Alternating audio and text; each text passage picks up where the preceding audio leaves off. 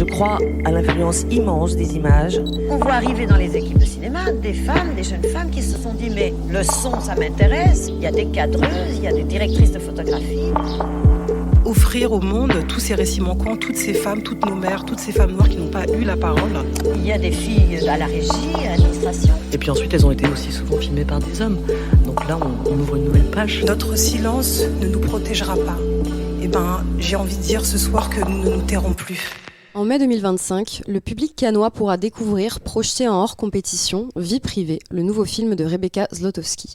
En salle, a priori le 26 novembre pour nous autres mortels, Vie privée met en scène un couple de détectives campés par Jodie Foster et Daniel Auteuil, dans un ton semi-léger, semi-sérieux, quelque part entre le thriller et la comédie screwball. Que de chemin parcouru pour la réalisatrice française Rebecca Zlotowski, qui s'était d'abord illustrée avec Belle Épine en 2010, son projet de fin d'études à la Fémis, présenté à la Semaine de la Critique, un film âpre et murmuré sur le deuil, l'adolescence et les motards de Rungis. Comme Suzanne Sontag, autrice qu'elle adore, Rebecca Zlotowski chérit le frivole et l'esprit, lire des magazines féminins tout en faisant de normal sup. Les héroïnes de ces films sont des adolescentes un peu paumées, des professeurs, filles faciles, filles désir, qui ouvrent grand leurs yeux. Le féminin m'intéresse, le femelle ne m'intéresse pas, déclarait Rebecca Zlotowski dans le podcast La Poudre. Une phrase qu'on pourrait presque imaginer dans la bouche d'une Simone de Beauvoir, dont la phrase la plus connue est « On ne naît pas femme, on le devient ». Dans son cinéma, la féminité peut se révéler, subtilement ou pas, à la puberté comme dans Belle Épine et dans le film Une fille facile, en opposition au désir masculin et à son regard vorace, comme dans Grand Central et aussi dans Une fille facile, mais également dans une relation conflictuelle, empêchée ou voulue à la maternité dans Les enfants des autres. Je suis Léon Catan et aujourd'hui j'accueille à mon micro Diane Lestage. Hello. Victoria Fabi. Bonjour. Et Enora Abri. Hello. Pour un épisode sur, vous l'avez deviné, le cinéma de Rebecca Zlotowski. Alors comme je l'ai dit, le premier long métrage de Rebecca Zlotowski, c'est un projet de fin d'études qu'elle a réalisé à la Fémis où elle suivait une formation scénario et qui a ensuite été présenté à la Semaine, c'était en 2010.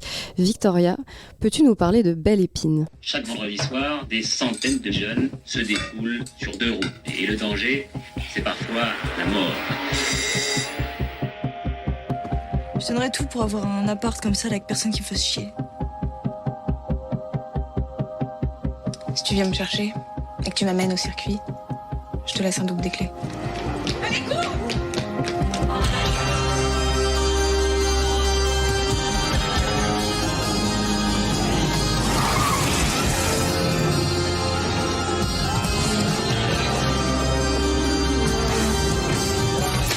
Où t'étais, connasse? Et Jérôme alors? Jérôme, on a couché ensemble. J'ai même pas vu sa liste. Sous ma gueule? Tu vas plus au lycée, pourquoi? Tu crois qu'il t'aime, ces mecs? Si t'y vas, tu passeras pour une grosse salope. Du coup, c'est un film réalisé en 2010. Belle Épine suit une adolescente de 17 ans, Prudence, interprétée par Léa Seydoux, qui vient tout juste de perdre sa mère.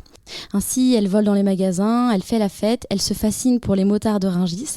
En bref, c'est l'histoire d'une ado esseulée et endeuillée, un peu abandonnée de tous finalement, notamment par son père et sa sœur qui prennent la fuite et qui tentent donc de ressentir pour survivre. Et d'ailleurs, on peut préciser que Belle Épine, donc c'est à la fois, je trouve, un qualificatif qui pourrait servir à définir l'héroïne, qui est très sauvage et en même temps diaphane, absolument magnifique, Léa Seydoux dans un de ses premiers rôles. Mais c'est aussi du coup le nom d'un centre commercial de Rungis où se retrouvaient justement ces fameux motards qu'on va suivre tout le long à travers le regard assez fasciné de Prudence. Donc moi, un truc que je trouve très intéressant dans ce film, et je pense que ça n'aura échappé à personne autour de cette table, c'est que c'est Belle Épine, il est très autobiographique. Et du coup, selon vous les filles, comment est-ce qu'on peut relier ce film et certains de ses éléments narratifs à sa vie ? Diane ? Oui, à savoir que Rebecca Zlotowski a perdu sa mère assez jeune. Donc il y a déjà ce premier élément qui est la perte de la mère, qui est un élément que la mère est absente de tout son cinéma. C'est-à-dire qu'il y a le rapport à la perte de la mère, au deuil, et ensuite on le verra à la maternité un peu plus tard. Elle l'a perdue à 11 ans, effectivement, contrairement à Prudence qui est un peu plus âgée dans ce film. Et le deuxième élément qui est son judaïsme, qui est un judaïsme des deux côtés, enfin ses deux parents étaient juifs, et la pratique du judaïsme que l'on voit, et pareil, qui est aussi un truc que l'on va retrouver dans certains éléments dans tous ces films et qui se poursuit. Mais c'est intéressant parce que cette idée aussi de la poursuite de son autobiographie, par touche dans son cinéma, c'est quelque chose moi qui me fait aussi penser à Justine Triet, qui pareil en faisant des films très différents, place des petits éléments comme ça autobiographiques un petit peu dans tout son cinéma, ce qui fait que c'est des films que tu peux relier les uns aux autres toujours. Et en fait c'est le propre des grands cinéastes, on l'a déjà dit, de pour moi faire tout le temps le même film et en même temps un film différent à chaque fois. Et Zlotowski en est l'exemple typique. Oui, jusqu'à des fois carrément emprunter des choses de son vécu, mais de manière littérale, puisque par exemple, on entend très brièvement la voix du père de Prudence dans Belle Épine, et en fait c'est la voix de son vrai père. On va en reparler aussi dans Les Enfants des autres, mais le personnage principal se recueille devant la tombe de sa mère, qui est la tombe de la mère de Rebecca Zlotowski, la personne qui joue son père, le père du personnage campé par Virginie Efira, c'est d'ailleurs son vrai père. Donc voilà, il y a aussi toujours ces personnages de sœurs, effectivement, cette importance de la religion aussi. Il y a un petit peu tous ces éléments qui se côtoient dans Belle Épine. Alors oui, je suis d'accord avec vous, et en même temps, je trouve que forcément, elle élargit beaucoup dans son film, notamment en prenant peut-être deux des plus grandes thématiques de la vie humaine, c'est-à-dire l'adolescence et le deuil. Et d'ailleurs, c'est peut-être ce qui m'a le plus touchée dans ce film, c'est la capacité de la réalisatrice à montrer une Prudence qui, notamment par le silence, s'imprègne de tout. Et c'est un geste à la fois inhérent à l'adolescence, mais aussi à la tristesse du deuil qu'elle traverse. Et j'ai trouvé ça hyper intéressant de lier ces deux phénomènes qui poussent les êtres humains à cet état extrême d'absorption du monde vivant et extérieur. Et dans ce contexte, je trouve que ça agrandit le film parce qu'il y a de nombreuses scènes qui prennent une nouvelle ampleur. Par exemple, quand elle se met beaucoup trop de parfum dans une soirée quand elle se met beaucoup trop de parfum dans une soirée jusqu'à en avaler, car il y a ce mec qui lui plaît, c'est drôle, c'est attendrissant, et en même temps ça nous évoque une grande mélancolie, car elle est désarmée. Non, mais ça rejoint ce que Zlotowski veut faire, c'est-à-dire qu'elle a quand même fait Normal Sup. C'est une intellectuelle, c'est quelqu'un qui écrit beaucoup, c'est une scénariste. Et son cinéma est vraiment un cinéma de dichotomie entre l'intellectuel, l'écriture et l'organique, qui est très présent, le rapport au corps, à comment elle filme les corps, à comment les personnages ressentent et à comment toi, en tant que spectateur, spectatrice, tu vas ressentir tout l'organique de ces personnages-là. Après, je trouve ça beaucoup plus flagrant dans Belle Épine, en tout cas, ou même dans Grand Central, ce côté très organique, parce que j'ai l'impression qu'elle le perd un peu plus dans la suite de ces films au profit d'un peu plus de discours, ce qui n'est pas forcément mal non plus. Mais c'est vrai que quand on regarde Belle Épine ou Grand Central, il n'y a pas beaucoup de grands dialogues. Alors que quand on regarde Planétarium ou même Les Enfants des autres, il va y avoir un peu plus de dialogues réflexifs, notamment sur la condition de classe, mais ça on pourra peut-être en revenir un peu plus après. Grand Central qui du coup est son deuxième film, avec Léa Seydoux également. Et c'est marrant parce que moi je suis pas tout à fait d'accord. Je trouve que justement le corps prend de plus en plus de place à mesure que son cinéma évolue. Parce que je trouve que le Belle Épine, il est parfois un peu dur à défricher. Il est très intello, justement. Enfin, il y a quand même, je trouve, des conversations un peu plus profondes, on va dire, sur la vie, sur la mort, sur la religion. Alors que par exemple, on en reparlera, mais Une fille facile, c'est un film qui est hyper sensoriel. Ouais, je suis complètement d'accord avec toi. Je trouve que dans Belle Épine, il y a quelque chose de très insaisissable, finalement, de flottant, en fait, qui correspond aussi au deuil. Et je trouve que justement, dans la suite de ces films, il y a quelque chose de beaucoup plus incarné. Je pense qu'on aura l'occasion de reparler de la scène de la douche avec Roche Dizem, des Enfants des autres. Mais voilà, je trouve que c'est un cinéma qui est, je trouve aussi, de plus en plus sensuel, en fait. Oui, puis c'est un film d'école, donc à savoir qu'à la Fémis, il y a quand même une manière d'écrire, surtout cette génération-là, et que ça se sent. C'est-à-dire que le film suit une trajectoire dramatique très classique, film Fémis. Et ça, c'est son premier film, et ça se ressent aussi, d'où ce côté très intello.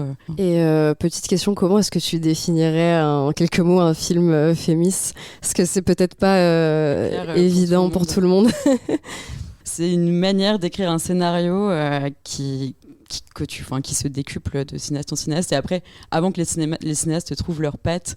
Enfin, je sais pas, peut-être quelque chose de très structuré, qui touche à l'académisme, et peut-être moins d'erreurs aussi, académique de fragilité, je sais pas.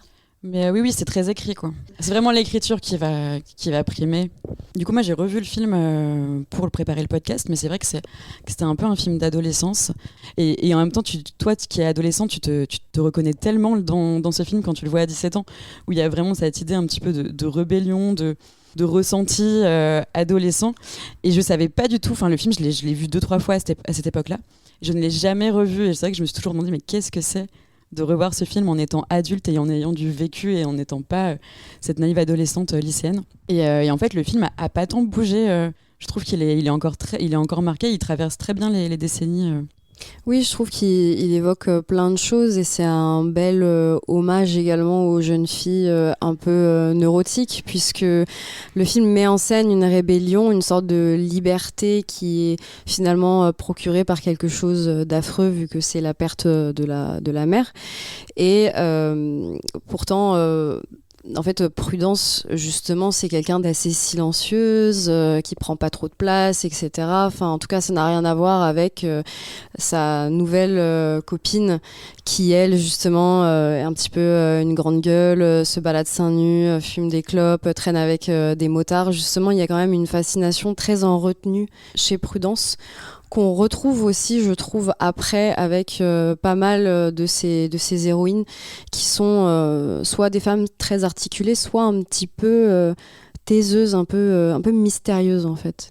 C'est souvent comme ça en fait dans son cinéma, elle fonctionne beaucoup par duo et à chaque fois il y a toujours une femme beaucoup plus incarnée, beaucoup plus décidée qui s'affirme un peu plus et l'autre qui apprend en la regardant justement. Et des duos de sœurs aussi, parce que justement je trouve que le duo que Prudence elle compose avec sa sœur et puis aussi avec sa cousine qui est jouée par Anaïs de Moustier, c'est plusieurs facettes d'elle et de son rapport à la famille et Rebecca Zlotowski qui elle aussi justement a une grande sœur, sait très bien aussi qu'est-ce que c'est ce rapport un petit peu volubile, sororal, où en fait on va se prendre la tête comme jamais et puis la seconde d'après on pouffe de rire ensemble. Et il y a aussi ça dans Planétarium d'ailleurs, qui justement est à propos d'une femme immigrée et de sa petite sœur. Victoria ? Pour revenir sur les silences dont tu parlais, Léon, je trouve que c'est aussi ce qui fait que le cinéma de Zlotowski est féministe, c'est que ces personnages féminins sont très souvent insaisissables ou mystérieuses et quelque part même la réalisatrice admet qu'elle ne peut pas les saisir et je trouve que c'est quelque chose de très intéressant dans ces films. Et ce qui est assez fascinant, c'est qu'elle est influencée par Piala et Sautet et en même temps elle arrive à apporter son justement regard féminin dans la manière dont elle filme ses héroïnes.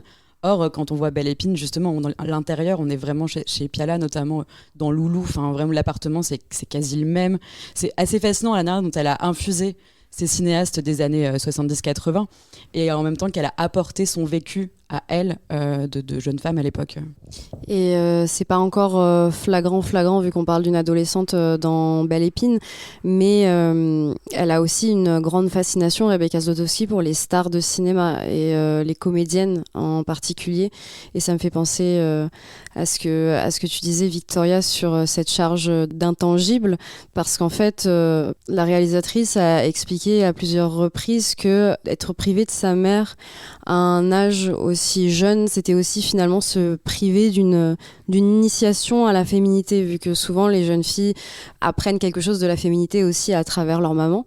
Et là, du coup, c'était pas le cas. Et du coup, elle dit que le cinéma, à ce niveau-là, en fait, ça a été aussi une sorte d'apprentissage et du coup qui se couple à une fascination pour les grandes actrices très pulpeuses, très très féminines justement, qui même en fait se ressent au niveau esthétique de ces films, vu qu'on peut considérer que la manière dont elle filme les corps aussi féminins, on voit souvent des seins, des corps assez moulés, par exemple dans Grand Central c'est totalement ça, là on le voit aussi un petit peu puisqu'il y a des scènes de nudité, mais un peu moins je trouve. Littéralement Belle Épine s'ouvre sur une scène de nudité, même si c'est pas une nudité dans un cadre sexuel ou sentimental, vu que c'est littéralement juste deux jeunes filles qui se font fouiller par une agente de centre commercial. Et donc juste qui renvoie au premier plan aussi d'une fille facile, où c'est aussi les seins de Zaya qui sont directement mis en avant avec le titre du film qui apparaît.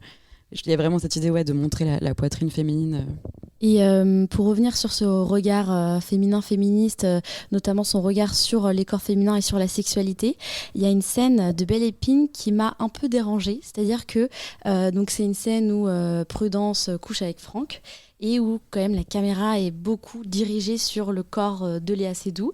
Et donc cette scène m'a beaucoup fait réfléchir. Et en fait, j'ai eu le sentiment que d'une part, elle rendait Prudence sujet, c'est-à-dire que c'était vécu de l'intérieur, mais c'est comme si elle filmait Prudence de manière à ce qu'elle se ressentait de l'extérieur. C'est-à-dire, tout en rendant Prudence sujet, c'est comme si Prudence tirait son plaisir et son désir d'être objetisée, un peu comme si elle avait intériorisé finalement le male gaze.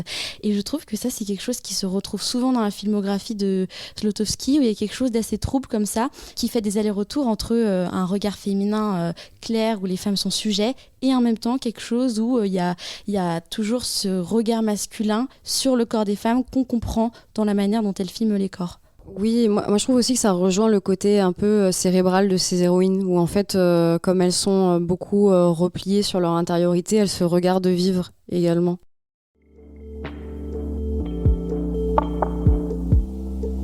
Et après, ouais, pour cette contradiction entre comment on se voit et comment est-ce qu'on voit les autres nous voir, comment on regarde les autres nous regarder, c'est quelque chose dont on va complètement parler dans Une fille facile. Joyeux anniversaire, ma belle. Merci. Bonne année. Sophia, qu'est-ce que t'as changé? Ma petite cousine chérie. Ah, comme on est bien. Toi, tu sais ce que tu veux faire? Oui, comédien. C'est bien, et toi? Pareil. Ouais. L'hôtel qui les a appelés pour ton stage, laisse-moi vivre un peu. Sous les grands cocotiers qui se... C'est votre bateau? T'aimes pas les vieux, non? En silence, nous rêvons de nous. Donc comme on l'a dit, après Belle Épine, il y a eu 2 autres films, Grand Central en 2013 et Planétarium en 2016. Et puis ensuite, on va skipper cette partie-là, même si on en parle un petit peu toujours de manière diffuse, mais ça va être Une fille facile qui va nous intéresser. Donc un film qui est sorti en 2019, 9 ans après Belle Épine. Un autre voyage initiatique sur les terres sulfureuses de la féminité en construction.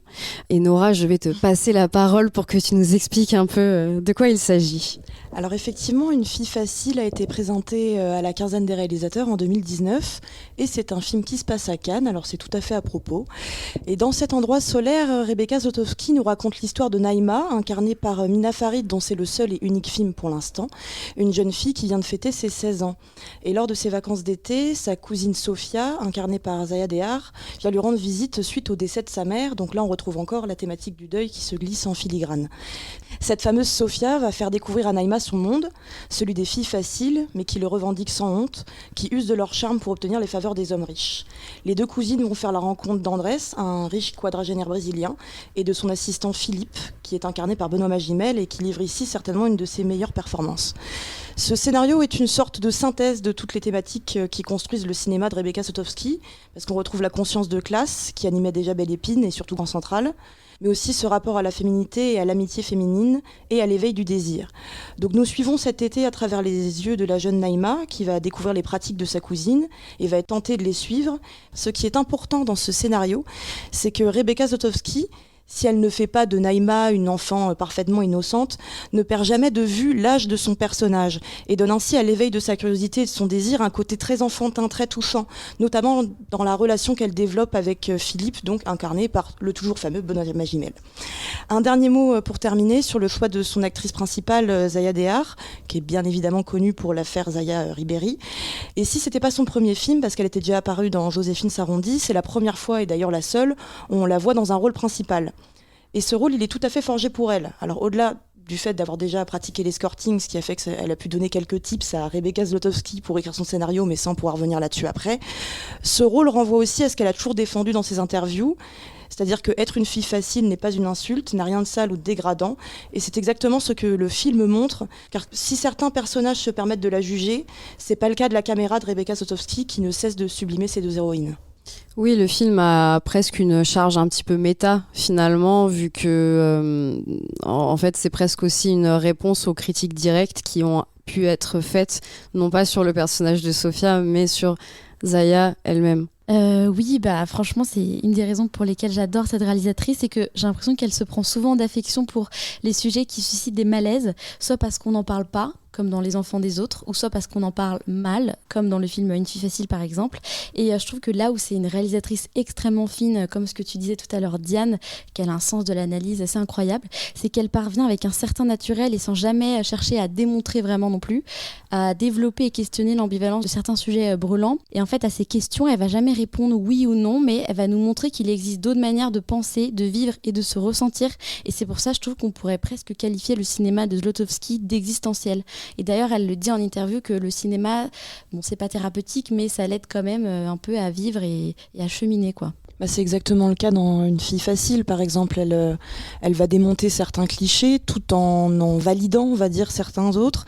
Donc elle va montrer, via le personnage de Sofia, que cette pratique-là peut amener un certain pouvoir ou une certaine aisance, mais elle ne va pas nier non plus le fait qu'on peut être méprisé pour ça. Elle garde en fait les deux pans tout à fait vivants et bien traités des deux côtés, ce qui rend le film vraiment pas du tout documentaire vu l'esthétique qu'elle a, mais en tout cas très naturaliste. Et en même temps, assez pessimiste, parce qu'il finalement, il y a peu d'élévation sociale possible. En tout cas, le personnage de Zaya, on le voit bien à la fin. Elle reste bloquée dans son rôle de fille facile. Et en même temps, je trouve que c'est le film qui, comme on le disait tout à l'heure, mêle le mieux justement la théorie et l'organique. Et que la manière dont elle fait des allers-retours entre les deux, je trouve que c'est assez fascinant. Et parce que d'un côté, tu ressens la chaleur. Là, dans la photographie, tu ressens la chaleur de l'été, le bruit des cigales, qui est constant dans tout le film. Et parler aussi de la musique de Rob, parce qu'on n'en a pas parlé, mais elle travaille quand même un peu tout le temps dans tous ses films, je crois, où elle travaille avec le compositeur de musique Rob. Et c'est vrai qu'à chaque fois, il arrive à trouver la musique du film de Zlotowski.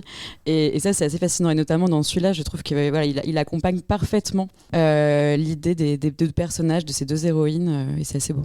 Oui, il y a un côté très film d'été. Je parlais de récit initiatique, mais ouais, il y a ce truc aussi. Je pense qu'on a quasiment tous et toutes vécu le départ en vacances, du coup les premiers émois sentimentaux, etc. Enfin, une certaine fascination pour ce qu'on voit. Donc le film réussit très bien à capter ça. Et je voulais revenir sur quelque chose que tu as dit, Enora, en présentant le film. Donc c'est effectivement cet intérêt pour la classe sociale. Je trouve que dans Grand Central, c'est très présent, mais d'un point de vue masculin, il y a une manière donc ça se passe aux abords et dans une centrale nucléaire, dans laquelle le personnage principal, joué par Tahar Rahim, travaille. Et du coup, on les voit au travail, on les voit se laver pour enlever ce qu'ils appellent la dose de leur corps. Et voilà, il y a une manière de filmer les corps ouvriers donc qui se mettent au labeur, qui je trouve répondent en fait à un film comme Une fille facile, où on voit que les femmes prolétaires peuvent utiliser justement comme vendre leur force de travail à travers leur corps, mais aussi à travers une forme de capital, on va dire séduction. Et je trouve que c'est hyper bien représenté par le fait que le film s'ouvre sur une citation de Blaise Pascal à propos du travail. J'adore, c'est vraiment un gros plan sur la poitrine de Zaya et une citation de Blaise Pascal. Je trouve que ça résume hyper bien le cinéma de Rebecca Zlotowski. Et pour montrer que je casais pas la phrase de Beauvoir comme ça au début, mais c'est que oui, la féminité aussi, c'est un travail. Et le personnage de Sofia le met vraiment en avant, quoi. On fait ça pour obtenir quelque chose. Et en même temps, ce que je trouve chouette, c'est que elle montre pas ça comme quelque chose de pervers ou de mal intentionné, parce qu'en soi, Sofia n'utilise pas ses charmes pour nuire aux hommes autour d'elle, etc. Enfin, elle prend ce qu'il y a à prendre, elle se fait une petite place et elle s'éternise pas, quoi. Enfin, il y a pas de grand plan derrière, comme on peut voir dans certains films, des femmes utiliser ses charmes dans un but mal intentionné, mais effectivement sans jamais oublier le fait qu'il y a une forme de plafond de verre en fait, et que il y a une limite aussi à comment est-ce qu'on peut s'émanciper à travers le pouvoir que peut procurer cette féminité qui étourdit les hommes. Mais elle insiste sur le fait qu'il y a vraiment un accord tacite qui se joue, que des deux parties, que ce soit des hommes ou de Sofia, ils savent tous qu'ils vont être ensemble pour une durée très éphémère. D'ailleurs, je trouve que c'est assez marrant, le cinéma de Rebecca Zlotowski est toujours un petit peu comme ça, on sait qu'on va capter des petites tranches de vie, on n'aura jamais une véritable continuité, c'est pareil aussi dans Planétarium, on ne sait pas ce qui se joue après, ou même dans Grand Central. Et là, c'est la même chose pour Sofia. Alors oui, on montre qu'il y a un plafond de verre, mais c'est un plafond de verre, donc tu as pleinement conscience, finalement, le personnage ne se berce pas du tout d'illusions. Et en même temps, on voit la violence de cet homme qui la rejette, l'accusant d'avoir volé un sextant. Donc il y a aussi, elle n'est pas non plus manichéenne. Il y a quand même une forme de discernement. Elle va pas non plus nier la violence qu'elle peut subir, quoi. Mais par rapport à Une fille facile, moi j'ai beaucoup aimé le film aussi, mais je me demande quand même si à certains endroits, Zlotowski se perd pas à recréer la créature, je la cite, félinesque qu'elle voit en Zaya, en oubliant parfois, dans certaines scènes, de remettre sa subjectivité comme intermédiaire, parce que voilà, c'est vrai que dans ce film, elle filme beaucoup le corps de Zaya et elle le filme d'une manière assez, elle le sexualise, et je trouve qu'il y a des endroits où c'est très intéressant. Je pense à cette scène où Sofia et sa cousine marchent sur la plage et elles aperçoivent ces hommes, et là on voit que Sofia développe entre guillemets une stratégie de séduction, et c'est vrai que la caméra par exemple sexualise Sofia à ce moment-là. À ce moment-là, je trouve que c'est très intéressant ce qui se passe, parce qu'on sent que c'est Sofia qui est maîtresse de cette caméra qui est sexuelle en fait sur elle. Et dans d'autres scènes, je trouve que l'intermédiaire de la subjectivité de Sofia, si je puis dire, il est moins présent. Je pense à cette scène où par exemple la caméra remonte les hanches de Sofia. Ce sont des images quand même qui me posent question. Mais si je peux me permettre, c'est aussi le regard de sa cousine. C'est-à-dire que c'est elle qui ce que raconte l'histoire, c'est son récit d'émancipation à elle. Et donc c'est comment elle, qui est un peu plus jeune, voit aussi le corps de Sofia. Et comment, pour moi, on est toujours de son point de vue à elle. D'ailleurs, il y a une voix off qui est de temps en temps. Et en étant de son point de vue, c'est la manière dont elle voit ce corps de femme et comment elle le sexualise aussi. C'est elle qui apporte finalement ce regard de sexualisation, plus que Sofia qui en est sujet et qui l'assume. Mais d'ailleurs, on le voit bien dans la scène. Moi, j'adore cette scène qui est une scène onirique de rêve avec les oursins. On n'en dirait pas plus regarder le film. Mais moi, je trouve qu'elle arrive à montrer ce qui travaille Naïma, en fait, à savoir les premiers émois et tout ce à quoi elle est confrontée dans son corps à elle. Mais c'est vrai, et c'est remarquable parce qu'on vit dans une société où le corps des femmes est tellement sexualisé que quand on le filme, il y a tellement de risques de tomber malgré soi dans une sexualisation. Et en effet, c'est hyper intelligent d'avoir usé de l'onirique pour pour sortir d'un imaginaire commun et proposer quelque chose d'autre, tout en valorisant quand même ce corps qu'on sent la réalisatrice trouve magnifique. Donc je suis d'accord avec ce que tu dis. Oui, et puis pour moi, la fascination qu'a Naïma pour le corps de sa cousine, c'est pas... je sais pas si on peut dire que c'est un regard teinté de désir, parce que j'arrive pas à formuler ça d'une manière qui ne soit pas bizarre, vu qu'elles sont cousines. D'admiration peut-être. Comment ? Oui, c'est de l'admiration. Ouais. Oui, voilà, une forme d'admiration, mais moi, je sens aussi une forme de peur, sans faire de la psychanalyse de comptoir. Voilà, la séquence onirique avec un oursin, ça pique aussi. Pour moi, c'est aussi une manière de dire que tout en étant fascinée par le corps de sa cousine, Naïma, ça la renvoie aussi à sa propre féminité, en fait, parce qu'elle est jeune, en construction, etc. Et il y a une forme de peur qui peut émaner de ça aussi, la peur et en même temps la curiosité du regard, par exemple, des hommes sur les personnes, les jeunes femmes qui sont soit mineures, soit un tout petit peu plus âgées. Sofia, elle a que 22 ans dans le film. Et c'est pour ça que j'ai également beaucoup apprécié le personnage que joue Benoît Magimel. Je suis totalement d'accord avec toi et Nora sur le fait que c'est un des meilleurs rôles de sa carrière. Je le trouve incroyable. Mais justement, c'est vrai qu'il y a, que ce soit dans Une fille facile ou même dans Planétarium, il y a une sorte pareil de nouveau duo que Rebecca Zlotowski met en place à ce moment-là. Il y a l'idée de la jeune fille et du mentor, qui a aussi donc dans Planétarium avec le personnage de Lily Rose Depp et le personnage de ceux qui les hébergent, mais je ne me rappelle plus comment il s'appelle. Où il y a cet éveil du désir un peu trouble en fait. Et c'est vrai qu'au départ, quand j'ai vu Une fille facile, je me suis inquiétée au bout d'une demi-heure. Je dis oh là, où est-ce qu'elle va nous emmener ? J'ai un petit peu peur. Et finalement, c'est très intéressant parce que Naïma, elle se retrouve dans un monde d'adultes, donc même si Sophia n'a que 22 ans, elle se retrouve dans un monde d'adultes où elle n'a pas sa place. Cette fois-là, les gens qui l'entourent ne la sexualisent pas, ne la rendent pas dans la même case. C'est vraiment la petite cousine qui doivent un peu se trimballer. Et ça, c'était intéressant parce que elle se demande si pour trouver sa place, elle doit essayer de faire comme Sophia, et ça ne fonctionne pas. Et c'est ça que je trouve très intéressant chez Rebecca Zlotowski. Elle ne perd pas de vue que c'est une gamine de 16 piges et que les gens la regardent comme une enfant de 16 ans et que du coup ça ne fonctionne pas et elle est juste mignonne en fait comme ça à essayer de discuter avec ceux qui l'entourent, et c'est ce qui donne de très jolies scènes d'ailleurs avec le personnage de Benoît Magimel, Philippe. Il lui parle comme à une adulte mais il lui répond comme à une enfant, enfin, c'est ça, c'est-à-dire qu'il la considère quand même dans la discussion comme une personne, pas comme une gamine à qui il faudrait faire la leçon ou machin, mais en même temps il la laisse à sa place d'enfant. Mais c'est vrai que j'ai l'impression que de manière générale, dans le cinéma de Rebecca Zlotowski, il y a toujours une tension entre deux pôles. Et d'un côté, il y a quelque chose de très doux. Et comme tu dis, Léon, il y a quelque chose de dangereux, mais même une menace. Et j'ai l'impression que sa cousine est consciente de la menace que représente Sophia dans l'ordre des genres aussi. Que c'est une figure qui déstabilise complètement ça. Et l'oursin, ça représente un peu ça aussi. C'est cette femme qui est dangereuse, non pas pour les hommes, parce que, enfin voilà, pour tout un tas de clichés qu'on va pas énumérer, mais parce que elle représente une féminité dont elle est censée avoir honte, mais dont elle n'a pas honte. Justement, je trouve que c'est assez précurseur dans ce domaine-là, parce que par exemple, quelque chose qui m'a frappé l'année dernière, c'est qu'on a eu beaucoup de figures de bimbo à l'écran, que ce soit Loana dans la série culte, ou encore Mimi Madamour dans Les Reines du Drame. Ou Diamant Brut. Diamant Brut aussi, sur une jeune fille qui veut faire de la télé-réalité, Anora, de Sean Baker, mais où cette fois-ci justement elles ne sont pas représentées comme voilà, des pauvres filles de villes tentatrices, etc. Mais voilà, comme un petit peu comme des tragédiennes, un peu comme enfin voilà, on nous montre aussi qu'il y a une vraie intériorité.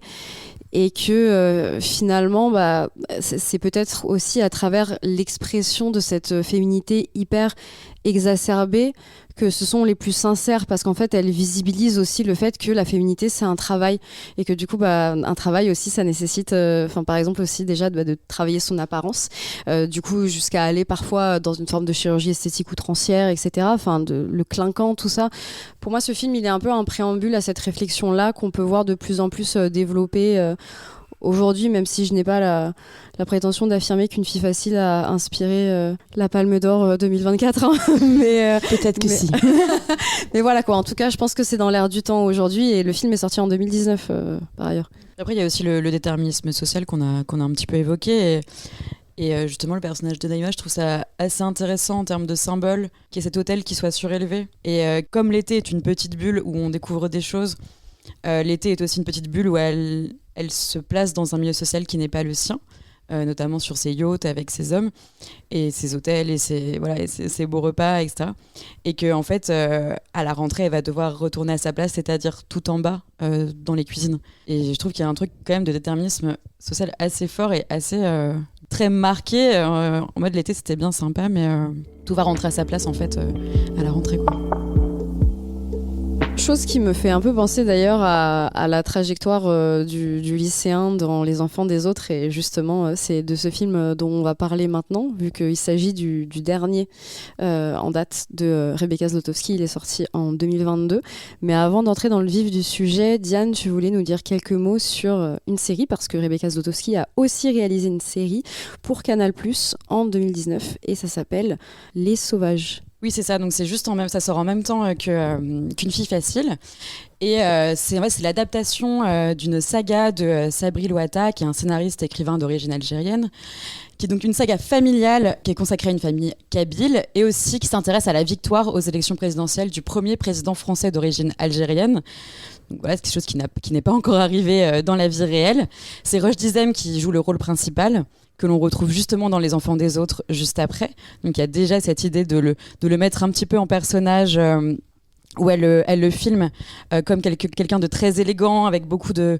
C'est pas du désir, mais elle montre toute la beauté en tout cas de cet acteur. Je trouve que déjà dans Les Sauvages, elle va le le poursuivre dans Les Enfants des autres.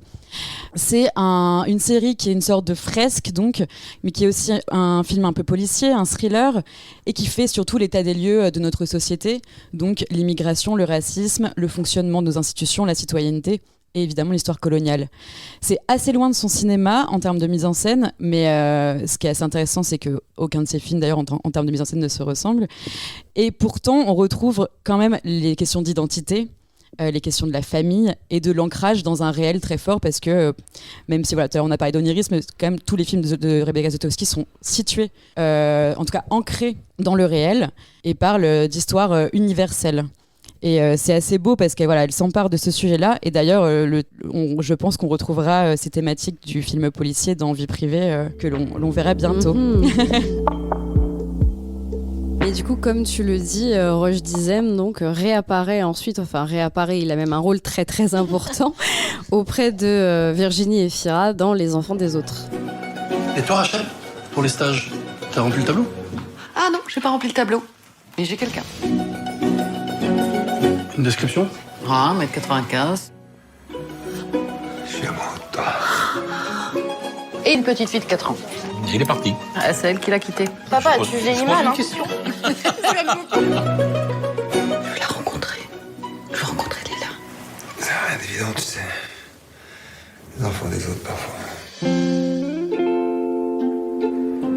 Bonjour. Leïla. T'as quel âge, Leïla? 4 ans et demi. Waouh. T'as te fait un petit bisou? Ça va, mon cœur?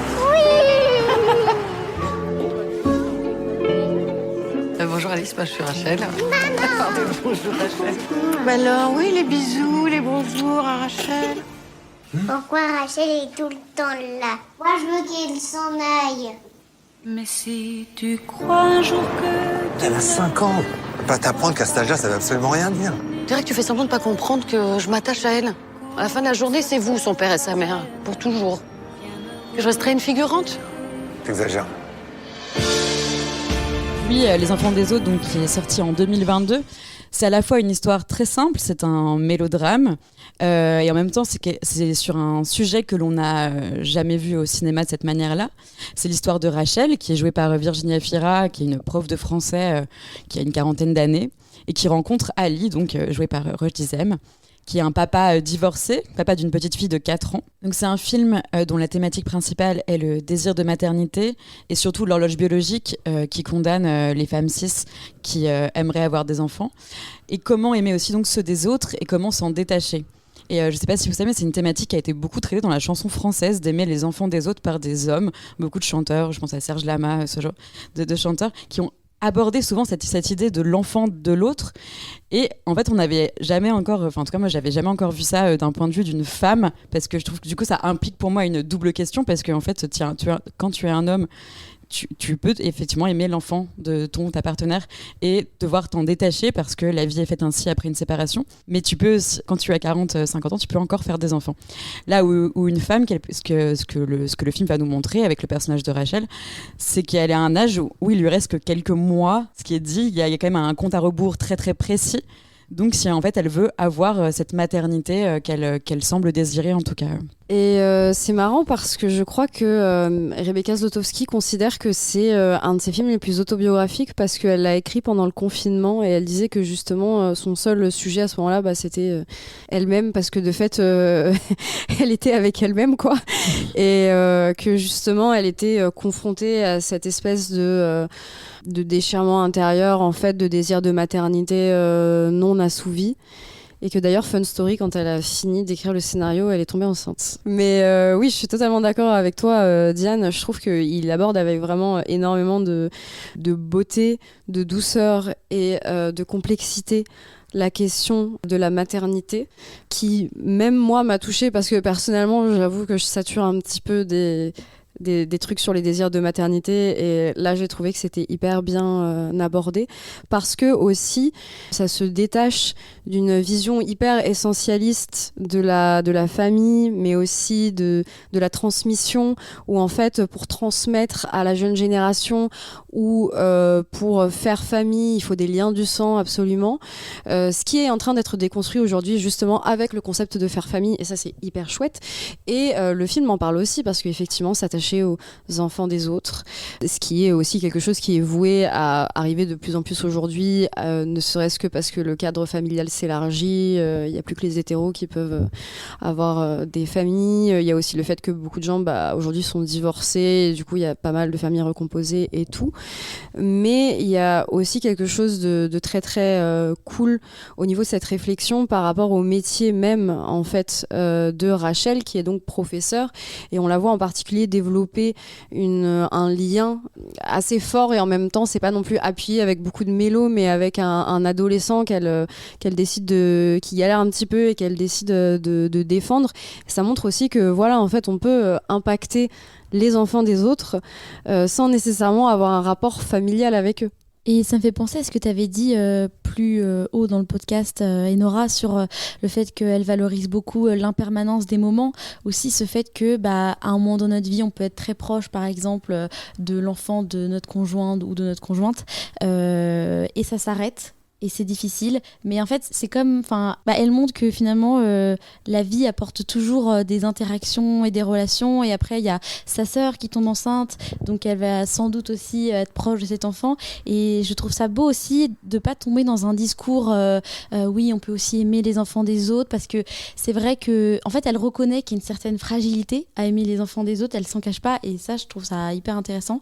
Et pour autant elle dit aussi que y a plein d'interactions qui sont possibles et qui sont belle, et que la vie la vie est surprenante quoi. Et ce qui est chouette aussi avec son cinéma, c'est qu'il a grandi avec elle, et là justement dans le dernier, donc Les enfants des autres, l'une des premières scènes où on voit Rachel, elle est en voiture avec son ex-copain ou ex-mari, je sais pas s'ils ont été mariés ou pas, mais on voit que toutes ces vies-là qu'elle a pu avoir précédemment continuent de cohabiter les unes avec les autres, et même sur la scène de fin, on se rend compte qu'il y a des gens qu'on recroise, c'est jamais terminé en fait finalement, et c'est pour ça que ce format de tranche de vie, qui peut parfois d'ailleurs dans certains films français tomber un peu à plat, est très bien chez Rebecca Zlotowski, parce qu'il est très nourri de ça, c'est une véritable tranche de vie, et qui continue avec tout ce qui s'est passé derrière quoi.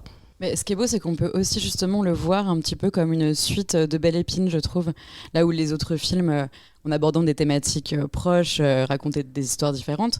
Là, j'ai l'impression que dans l'ancrage, dans ce qu'elle montre, dans les détails des personnages du film et de leur vie, on pourrait imaginer que le personnage de Rachel et le personnage de Prudence, c'est la suite, et que plus tard, elle a le même rapport avec son père, sa sœur. On pourrait imaginer que le père est revenu, et je trouve ça assez beau de se dire que c'est peut-être ces deux films, comme elle le disait, les plus autobiographiques, et qu'en fait il y a une suite très très logique entre les deux. Et je trouve qu'au-delà du sujet principal, j'aimerais quand même revenir sur le fait que le film est d'une sensualité folle. Ça va parler de la douche. Bien sûr.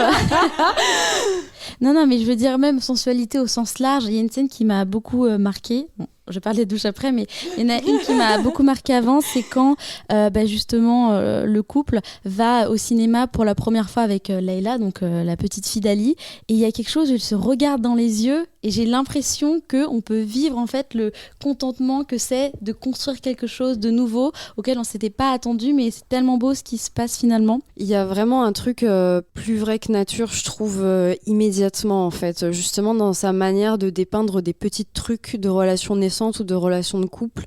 Il y a ce moment hyper beau que tu citais, mais même tout le début en fait, quand ils ont leur date.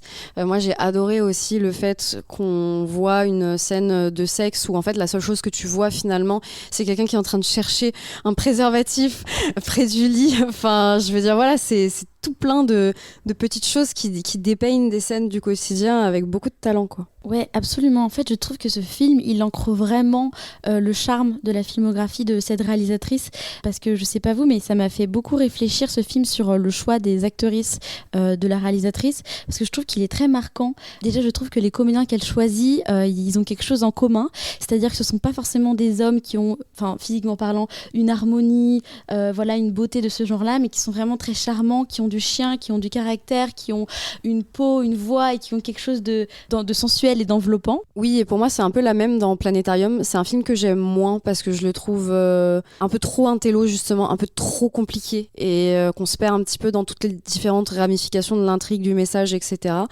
Mais ce qui est marrant, c'est que justement, un acteur avec un physique de beau gosse comme Louis Garrel, en fait, dans le film, il joue un comédien, un but de lui-même, hyper relou, etc. Et finalement, il a un rôle très secondaire, très mineur. Alors qu'en fait, le personnage masculin le plus érotisé, on va dire, c'est le personnage qui est joué par l'acteur Emmanuel Salinger, qui justement est un homme aux cheveux blancs, avec un bec de lièvre, mais qui a une charge érotique hyper puissante, en fait, dans le film. Mais ouais, je crois que ce qui m'émeut le plus dans son cinéma, c'est vraiment la sensualité. Et il y a cette scène de la douche où Virginie Fira regarde Roger Dizem, et je trouve ça c'est une scène tellement précieuse et rare de voir un homme de plus de 50 ans se doucher. Et en plus de ça, ce que je trouve génial, c'est que la sensualité et même la sexualité, quelque part, ce corps, il est un peu sexualisé. Rebecca Zlotowski montre qu'on peut très bien sexualiser un corps sans le désarmer. Et ça, je trouve que c'est génial. Au contraire, même, elle l'arme même d'une vulnérabilité qui est forte et qui est magnifique, quoi. Il y a toutes les notions effectivement de déconstruction et de vulnérabilité du masculin qui sont hyper intéressantes dans le film. Mais vous parliez de la sensualité. Les scènes de sexe, on a rarement vu des scènes de sexe aussi réelles, des scènes de sexe hétérosexuelles de cette manière-là, chez un couple du coup de 40-50 ans. Moi, je trouve ça vraiment, vraiment fascinant. Et en le revoyant, je me suis dit, mais comment elle fait ça en fait ? Comment elle filme ça ? C'est très, très fort. Et cette scène aussi très belle où la petite se réveille, Virginie Fira se réfugie sur le balcon complètement à poil, complètement nue. Et je trouve que Virginie Fira est toujours la personne parfaite. C'est une actrice vraiment qui je trouve toutes les plus belles scènes de sexe au cinéma de ces dernières années. Il y a Virginie Fira dedans. Je trouve qu'elle arrive à incarner ce sexe du quotidien de manière très forte en fait au cinéma. Oui, et par ailleurs, dans un autre podcast, je crois que c'est Les mecs que je veux ken de Rosa Bernstein. La réalisatrice disait qu'elle avait construit ces scènes de nu en miroir, donc la scène où Ali se douche et la scène où Rachel se réfugie complètement nue sur le balcon. C'est-à-dire que d'habitude, quand on voit un corps féminin nu, c'est pour l'érotiser. Et quand on voit un corps masculin nu, ça peut être un ressort humoristique, et ça l'est même assez souvent. Et qu'en fait, là, elle voulait créer l'inverse. Mais par rapport à la sexualité, je trouve qu'il y a quelque chose qui me trouble un peu, parce que j'ai l'impression que la caméra sur la sexualité, elle n'est pas forcément émotionnelle, mais elle est esthétique. Par exemple, si on prend une série qui montre beaucoup aussi le désir, on peut penser à Normal People, mais là du coup on voit que c'est vraiment une caméra qui est émotionnelle, où on voit presque jamais les corps en gros plan, c'est beaucoup des trucs de respiration, de peau, de regard. Et là, ce qui est intéressant avec Zlotowski, c'est qu'elle filme beaucoup les corps de manière esthétique. Je pense à cette scène de Grand Central, où il y a Léa Seydoux qui a les bras étendus dans l'herbe et on la voit nue, donc c'est quand même quelque chose de très esthétique, mais elle en tire une charge émotionnelle. Mais je trouve quand même que il n'en reste qu'elle envisage quand même le corps des femmes et le corps des hommes de manière différenciée, parce que on sent que elle a un amour pour, je sais pas comment dire, mais pour les courbes féminines, et qu'elle le montre. Et que ça, c'est quand même un héritage de l'histoire de l'art qui est patriarcal, mais finalement, elle le subvertit en ajoutant quelque chose d'émotionnel. De toute façon, oui, le masculin et le féminin sont différenciés, même dans ce film-là, mais dans Les Enfants des autres, mais d'une manière plus théorique. Donc après, c'est la masculinité et la féminité cisgenre, mais voilà, cette injustice que tu évoquais, Diane, sur le fait que les femmes cis qui veulent procréer ont justement moins de temps, on va dire, que les hommes, ce qui fait que ça les confronte à des grosses décisions de vie plus rapidement en fait que pour les hommes. Et ce que je trouve aussi vraiment chouette, si on retourne un peu sur la construction narrative et les liens interpersonnels qui sont décrits dans ce film, c'est que tout est assez apaisé finalement. Il n'y a pas de rivalité entre l'ex-femme d'Ali et Rachel, donc sa nouvelle, alors que voilà, c'est vraiment un cliché qu'on a vu 10 000 fois. Et là, du coup, cette relation narration, je trouve que voilà, on sent qu'elle crée de l'étrangeté en fait chez ces deux femmes, mais en même temps sans que ce soit un énième truc sur comment est-ce que les femmes sont en rivalité entre elles pour le même homme, etc. Finalement, dans ce film-là, il y a évidemment le rapport à la maternité et aux enfants des autres, mais j'ai trouvé que c'était vraiment le coup de génie de ce film-là. C'était d'éviter de mettre encore en opposition deux femmes, donc l'ex et la nouvelle copine. D'ailleurs, on en revient encore à ce qu'on disait tout à l'heure sur les duos chez Rebecca Zlotowski. Et je trouve que il y a cette scène magnifique du coup avec Chiara Mastroianni qui joue l'ex-femme. Elles se retrouvent un petit peu toutes les deux à la fin du film sans trop savoir quoi se dire. Et le personnage de Rachel, donc Virginie Fira, lui dit on va arrêter de s'excuser à la place des hommes. J'ai trouvé ça formidable en fait.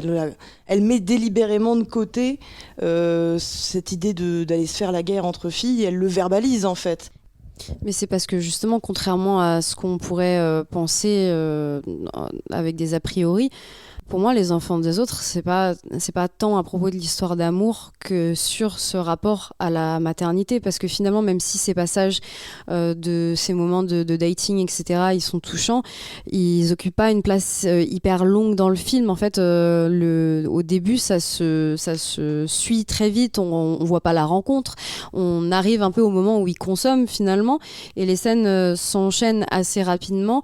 Et à la fin, il y a sur ce moment de séparation, on n'a presque pas l'impression que c'est une rupture entre deux, mais c'est vraiment une rupture entre Rachel et Leila. En fait, c'est là-dessus sur quoi on insiste réellement. Mais c'est parce que c'est aussi parce que c'est des vraies tranches de vie en fait. C'est là où encore une fois son cinéma est pour moi très fort, et là-dedans c'est que par l'écriture, par sa finesse d'écriture, elle arrive à nous montrer des choses de la vie qu'en fait le cinéma veut toujours nous montrer différemment et de manière plus romanesque et plus avec de la rivalité, avec des enjeux dramatiques, où en fait Rebecca Zlotowski s'attache à des petites choses de la vie qui sont, mais il y a aussi en fait ces moments-là dans la vie de tous les jours.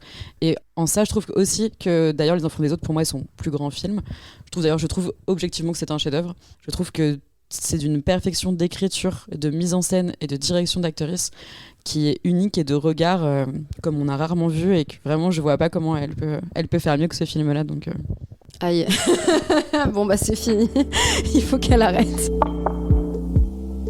C'est considéré en tout cas comme son film le plus accessible, et la question que je me pose du coup en pensant à son prochain film qui sortira en novembre, Vie privée, et qui sera diffusé à Cannes pour rappel, c'est où est-ce qu'on va quoi. Parce que justement le fait qu'il y ait à la fois Jodie Foster et Daniel Auteuil, déjà c'est un duo ambitieux, et puis le fait que justement ce soit à la fois une histoire de détective et finalement quelque chose de très humoristique, je me demande à quoi ça va ressembler quoi.